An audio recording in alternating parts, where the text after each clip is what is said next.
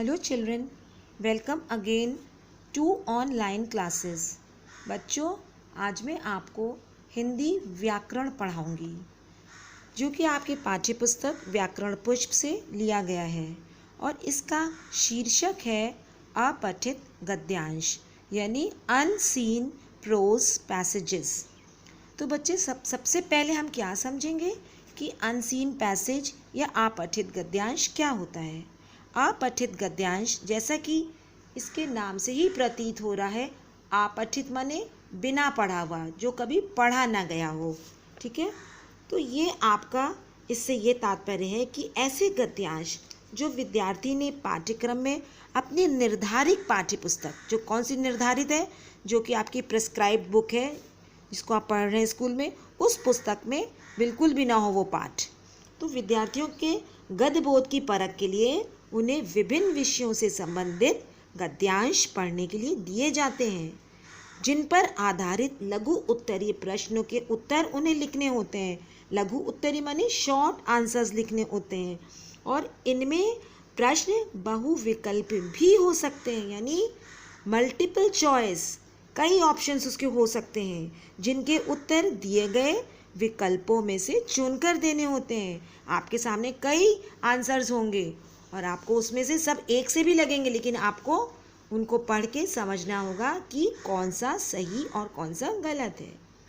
तो अपठित गद्यांश से संबंधित प्रश्नों को हल करते समय छात्रों को निम्नलिखित मुख्य बातों को अवश्य ध्यान में रखना चाहिए। कुछ बातें हैं जिनको आप अगर ध्यान में रखेंगे तो आप अपठित गद्यांश को पढ़ के समझकर अच्छे से उसके प्रश्नों के उत्तर दे सकते हैं। तो पहला क्या है, गद्यांश को 2-3 बार अच्छी तरह से पढ़ना चाहिए। समझ गए बच्चों? अगर आपके एग्ज़ाम में कोई भी गद्यांश आता है जो आपने कभी भी नहीं पढ़ा हो तो उसको कम से कम आप 2-3 टाइम्स तो बिल्कुल भी पढ़ेंगे और उनके मुख्य भाव या विचार को समझकर ग्रहण करेंगे। जब उसको बार बार पढ़ेंगे तो आपको समझ में आएगा कि इसका मुख्य भाव क्या है। ठीक है, फिर सेकंड है, उसके बाद गद्यांश के आधार पर ही प्रश्न के उत्तर देने चाहिए। अपनी सोच या विचार के अनुसार नहीं, जो पूछा गया है, जो उसमें लिखा है, उसी के आधार पर अपनी सोच से इधर उधर का आंसर बिल्कुल भी नहीं देना चाहिए। इसके बाद है, प्रश्न के उत्तर सरल भाषा में देने चाहिए। भाषा बिल्कुल ईजी, आसान होनी चाहिए।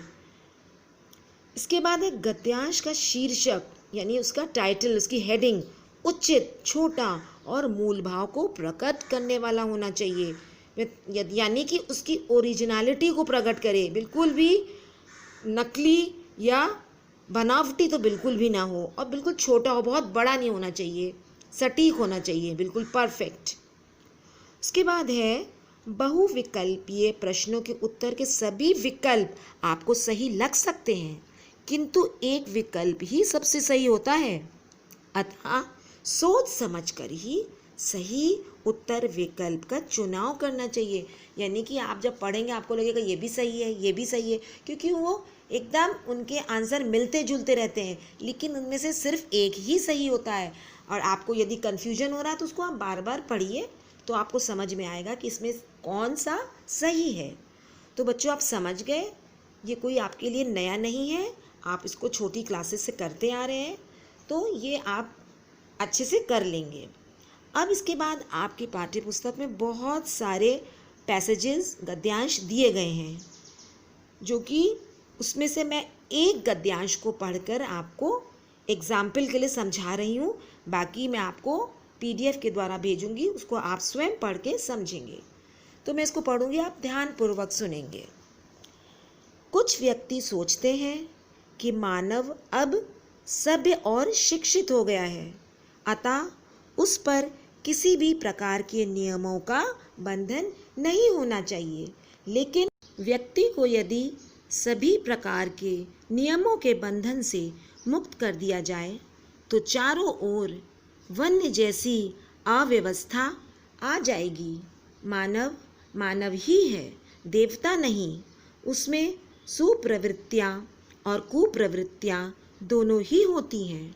मानव सभ्य तभी तक रहता है जब तक वो अपनी सुवृत्तियों की आज्ञा के अनुसार कार्य करता है। इसलिए मानव के पूर्ण विकास के लिए कुछ बंधनों और नियमों का होना आवश्यक है। अनुशासनबद्धता मानव जीवन के मार्ग में बाधक नहीं, अपितु उसे पूर्ण उन्नति तक पहुंचाने के लिए अनुकूल अवसर प्रदान करती है।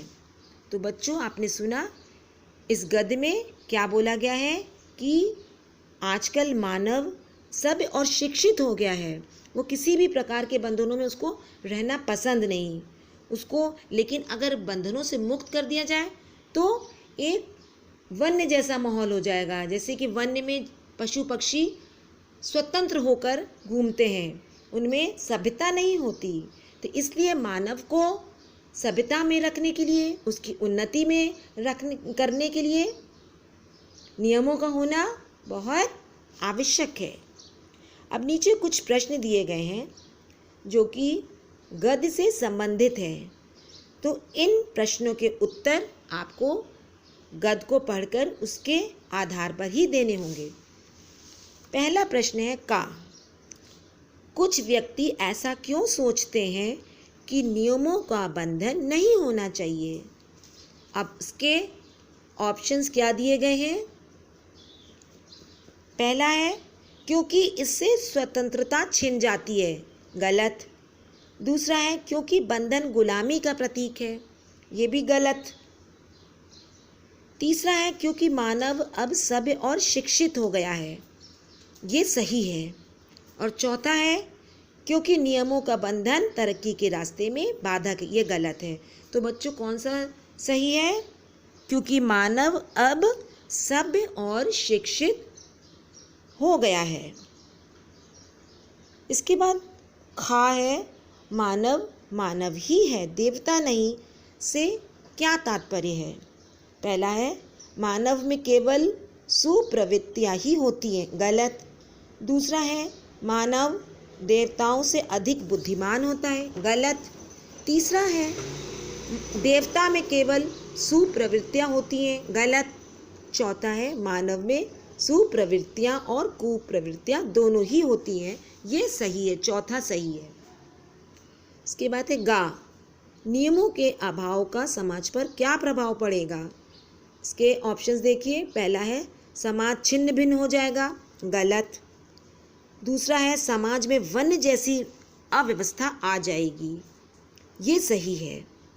तीसरा है समाज का चहुमुखी विकास होगा, ये भी गलत है। और चौथा है समाज में चारों ओर शांति व्यवस्था कायम हो जाएगी, ये भी गलत है। तो कौन सा सही है? दूसरा, समाज में वन्य जैसी अव्यवस्था आ जाएगी। अब घा है अनुशासन क्यों आवश्यक है? इसके ऑप्शंस। पहला है सभ्यता और संस्कृति की रक्षा के लिए, गलत। दूसरा है मानव के आनंद के लिए, ये भी गलत है। तीसरा है मानव की स्वतंत्रता के लिए, ये भी गलत है। चौथा है मानव के पूर्ण व समुचित विकास के लिए, ये सही है। अब अंगा है शिक्षित शब्द में कौन सा प्रत्यय लगा है? तो शिक्षित शब्द में इत प्रत्यय लगा है, शिक्षा प्लस इत, शिक्षित। इसके बाद बहुत सारे गद्यांश नीचे दिए गए हैं जो कि आपको मैं PDF के द्वारा भेजूंगी। तो बच्चों, ये थे अपठित गद्यांश। तो एक बात ध्यान में रखना होगा आपको कि आपके एग्ज़ाम्स में जो भी अपठित गद्यांश आएंगे वो आपकी पुस्तक में से तो बिल्कुल भी नहीं होंगे, वो बाहर से आएंगे। इसलिए आपको पहले से तैयारी करके रखना होगा। इसके आगे हम आपको ये बताना चाहते हैं कि आपकी पुस्तक में अनेकार्थक शब्द, पर्यायवाची शब्द और विपरीतार्थक शब्द भी हैं, जिनको मैं पहले वीडियो में पढ़ा चुकी हूँ। आपको दोबारा समझाने की आवश्यकता नहीं है, लेकिन आपको मैं ये बताना चाहती हूँ कि इसमें आपको और आगे तक लिखना होगा। तो सबसे पहले अनेकार्थक शब्द, जिनको इंग्लिश में होमोनिम्स कहते हैं, ये पेज नंबर 40 पर है। इसमें से आपको 64 दिए गए, आपको 40 तक लिखना है। इसके बाद है पर्यायवाची शब्द, पेज नंबर 44 पर है, सिनोनिम्स। इसमें आपको 65 दिए गए हैं, आपको 40 तक लिखना है। इसके बाद है विपरीतार्थक शब्द यानी एंटोनिम्स। ये पेज नंबर 49 पर है। इसमें 137 दिया है, आपको 70 तक लिखना है। तो समझ गए बच्चों, ये आपके मिड टर्म के लिए है। इतना कोर्स आपको इसकी तैयारी करनी है। Okay, wish you all the best and God bless you.